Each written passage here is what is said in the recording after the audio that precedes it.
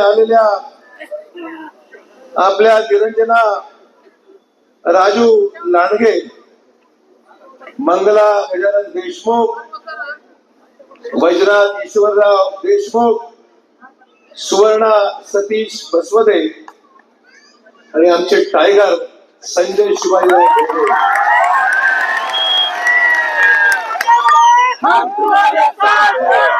यांच्या प्रचारात होणाऱ्या या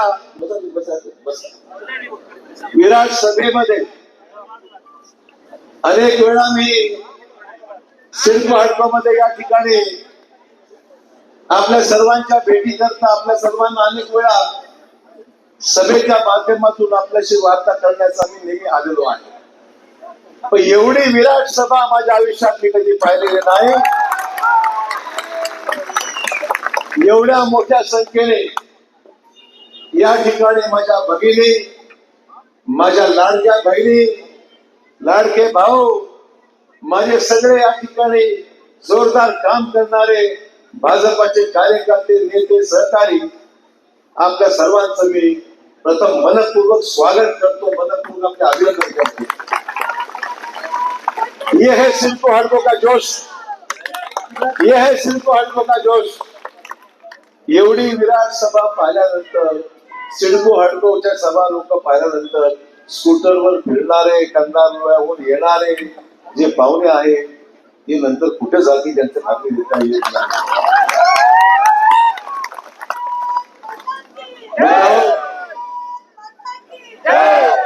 ही कोणाचीही विरोधामध्ये व्यक्तिगत मारामारीसाठी सभा नाही आहे. आपल्या सर्वांची भूक जी आहे ती कामाची, विकासाची, मराठवाड्याच्या विकासासाठी, महाराष्ट्राच्या विकसित महाराष्ट्राची आणि विकसित देशासाठी आपले यशस्वी पंतप्रधान मोदी साहेबांचं स्वप्न जे आहे ते साकार करण्याची पूर्ण ताकदीनिशी विकसित नांदेड करायचं आहे. आणि म्हणून देवा भाऊंना आणि मोदी साहेबांना पूर्ण ताकदीने नांदेडवर 5चे 5 उमेदवार, 5चे 5 उमेदवार इथले 19 मधले 4च्या 4 उमेदवार असे मिळून ही आमची नवरत्न आहेत. त्या नवरत्नांना आपण महापालिकेमध्ये चांगल्या मताधिक्याने कमलावर बटन दाबून निवडून आणण्याकरता ही सभा आहे. कोणाचीही व्यक्तिगत निंदा नालसी करण्यासाठी आम्ही इथे आलेलो नाही. निर्धार पक्का करा. पुढची 5 वर्ष तुमच्या भविष्याची 5 वर्ष आहे. तुमची 5 वर्ष नांदेडची प्रचंड मोठी झेप घेण्याकरता आपल्याला प्रचंड बहुमताने आपली महापालिका भाजपचा महापौर करायचा आहे. म्हणून ही निवडणूक आहे. आणि ही निवडणूक झाल्यानंतर मग बघा तुम्ही पुढच्या 5 वर्षाचं चित्र जे आम्ही आपल्या समोर ठेवलेला, आमचा जाहीरनामा जो आपल्या समोर ठेवलेला आहे, मागे काय केलं आणि पुढे काय करायचं आहे या संदर्भातला मित्र हो, माझ्या भगिनींनो, सगळा हा रोड मॅप, सगळा हा नकाशा, पुढच्या 5 वर्षाचं नियोजन हे आपल्या समोर आम्ही ठेवलेलं आहे. ते करायचं असेल तर लोकशाहीमध्ये आपल्याला संख्याबळ पाहिजे. कोणावरही आपल्याला अवलंबून राहायची गरज पडू नये. स्वबळावर, स्वताकदीवर, आपल्या बंड्यानुसार, आपल्या ताकदीने आपली महापालिका भाजपाची आपल्याला नांदेडला आणायची म्हणजे आणायचीच आहे.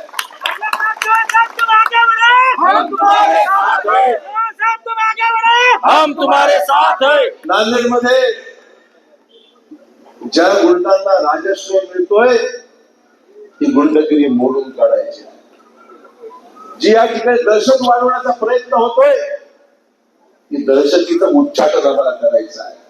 कोणी असो, कोणाचाही राजश्रय असो. तुम्हाला हे मान्य आहे का? डोकं फोडतात स्वतःच्याच, बाकीचं ठीक आहे, सगळं चुकच आहे, पण स्वतःच्याही सहकार्याला सोडत नाही.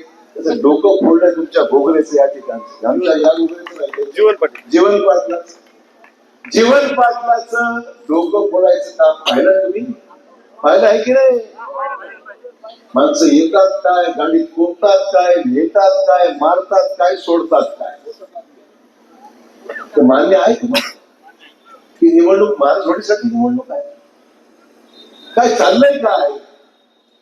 सोशल मीडियावर विरोधात लिहितो आणि आमचे विरोध लोक लिहितात, आम्ही काय म्हणतो ठीक आहे बोल, या आमच्याही विरोधामध्ये काही लोक सोडलेले आहेत, त्यांच्याही विरोध आमच्या विरोध लिहितात, पण त्यांच्या विरोधात ज्यांनी कोणी लिहिलं त्याला गाडीत कोपून नेल्या जात, त्याच्या तोंडामध्ये मूत घातलं जात आणि त्याची बोट छाटल्या जातात. ते माणूस पाहिलेला आहे. टाळ्या मारू नका, समजून घ्या. हा विषय टाळ्या मारण्याचा नाहीये, गंभीर विषय आहे. उद्या या दोन नागरिकांची अशी हालत केली तर तुमच्यापैकी कोणालाही उचलून नेतील आणि काय घडू शकतं याची कल्पना आपण करू शकता. आणि म्हणून दहशतवाद मोडून काढायचे आपल्याला. मलाही सोडायचा मागे, माझ्या मागे लावले होते. अशोक चव्हाण कुठे जातो, कोणाला भेटतो, पाळत माझ्यावर ठेवली होती, माझ्यावर पाळत ठेवली होती. आणि माझे खोटे लेटर पॅड तयार करून बदनामीचे मजकूर त्याच्यामध्ये लिहून ते लोकांमध्ये पसरवण्याचं काम सुद्धा नियोजन चालू होतं. मला वेळेवर सगळं सापडलं की पोलिसांमध्ये तक्रार दाखल केली. मी पोलिसात तक्रार दाखल केली. मलाही सोडलं नाही, तुम्हालाही सोडणार नाही. भविष्यात भवितव्य इलेक्शन गुंडगिरीसाठी आहे का? हे काय चाललंय काय? प्रत्येक नागरिकाने पेटून उठलं पाहिजे आणि मतपेटीमध्ये कमळाशिवाय दुसरं कुठलंही मतदान मिळणार नाही. दहशतवाद मोडून काढण्याकरता आपलं सिग्नल आहे, आपलं सिग्नल आहे. आम्हाला दाखवायचंय नांदेडचा नागरिक दहशतवाद मोडून काढेल, दादागिरी मोडून काढेल, गुंडगिरी मोडून काढेल. काय केलं आमच्या घोगरेने? रोज मागे गाड्या, स्कूटर, सकाळी एक, दुपारी एक, रात्री एक. म्हणजे एका सामान्य कार्यकर्त्याला का तू आमच्या बरोबर का आला नाहीस? अरे वा, रोज गाड्या फिरतायत, रोज स्कूटर फिरतायत, रोज माणसं फिरतायत. म्हटलं हरदत प्रधान रोवा इकडे चालय, वाटतं कंदा रोग इकडे चालय. आपले पण आहेत, काळजी करू नका, उत्तराला उत्तर देऊ, चिंता करू नका. मग आपल्याला हे चालू द्यायचंय का? याच्या मागे आका कुठं आहे? आका, हा आका जो आहे तो सगळा कंट्रोल करतो आहे. आणि सिडको हडको आमच्या तात्यात द्या, इकडे 5 द्या, तिकडे 4 द्या, 9चं 9 निवडून द्या. आणि अशोक चव्हाणांची ही महापालिका, भाजपची महापालिका होऊ द्यायची नाही. म्हणून हा सगळा खटाटोप चाललेला आहे, हे लक्षात ठेवा. प्रचार कोणाचा करता? सध्या माणसं शिल्लक नाही, उमेदवार पळून चालले त्यांचे. मग प्रचार काय? नाही शिवसेना नाहीच चालत, राष्ट्रवादीलाच नाही चालत, पण ह्याला पाडा, कोणालाही द्या, ह्याला पाडा. राष्ट्रीय नेता आहे का? मग ह्याला पाडा, त्याला पाडा. हे काय फार मोठे नेते आहेत का? राष्ट्रीय नेते सुद्धा दर्जा न पडून आपली भाषण करतात, लोकशाही मार्गाने काम करतात. आणि म्हणून अजित पवार आले नाही. बघा आले का? आले नाही. त्याला माहितीये मुळे ह्याच्या नादी राहून काय करतं, माझं नाव खराब होईल.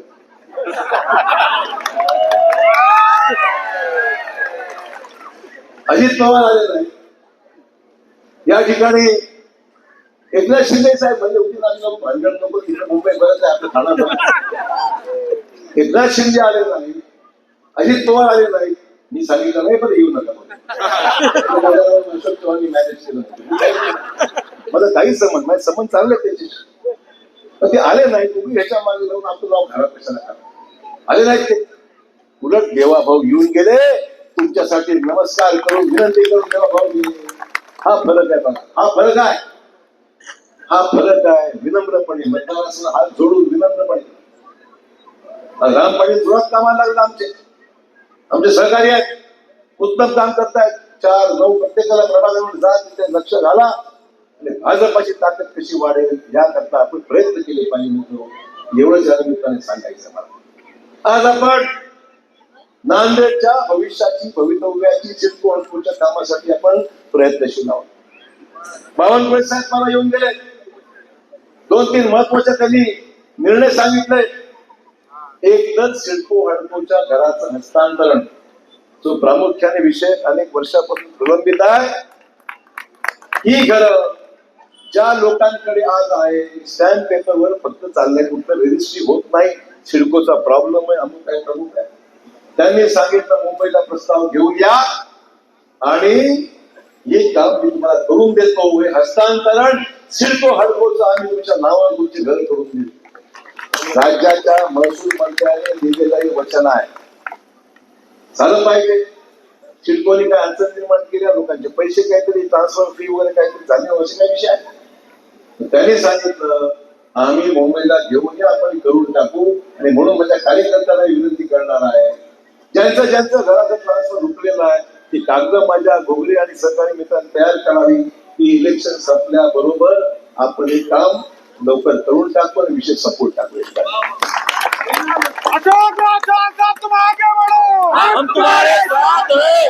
चौहान साहब तुम आगे बढ़ो, हम तुम्हारे साथ हैं। दुसरा विषय, महसूल मंत्री हेही म्हणाले प्रधानमंत्री आवास योजनेमध्ये महाराष्ट्राला 20 लाख घरं मिळाली आहेत.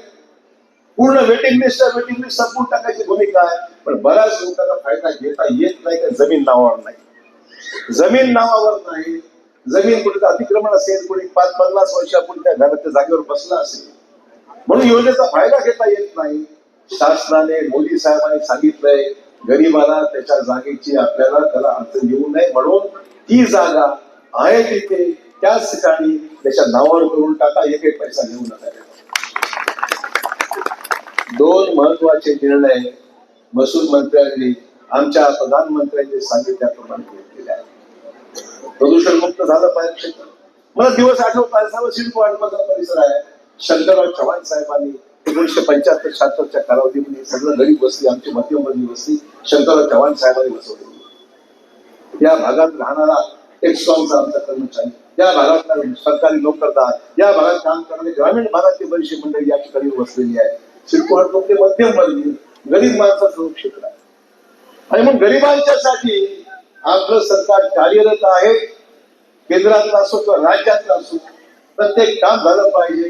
आणि तुमच्या चेहऱ्यावर आम्हाला काहीतरी हास्य दिसलं पाहिजे. साहेब आम्ही खुश आहोत, आमची काम आणि तुमची खुशी पाहणं आमचं काम, आमचं कर्तव्य साधून.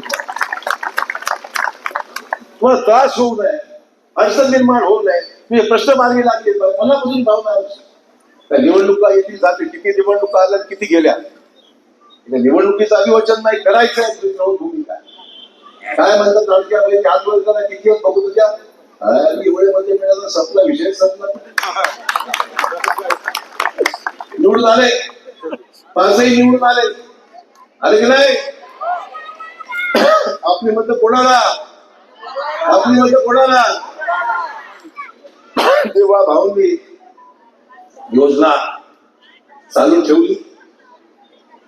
तुमचे पैसे येतात की नाही, बंद झाले का. बघा, लोक म्हणायचे, विरोधक म्हणायचे की निवडणुका झाल्या की योजना बंद होणार आहे, लोकसभा संपली बंद होणार, विधानसभा संपली बंद होणार, नगरपालिका संपली बंद होणार. झालं का. म्हणजे देवाभाऊ शब्दाला पक्के आहे की नाही, आहे की नाही. मग मतदान कोणाला, पक्के शब्द पाळणाऱ्या माणसाला मतदान करायचं की नाही. तुम्ही तयार आहात, उद्या मतदान झालं, उद्याच मतदान केलं असं मला माहिती आहे. थांबा 15 तारखेला 2 दिवस थांबा. 15 तारखेला जायचं, बटन दबायचं. कोणाचं. बस तुमचं काय, तुमचं काय. लाडकी भाऊ, लाडकी बहीण, लाडकी नेते,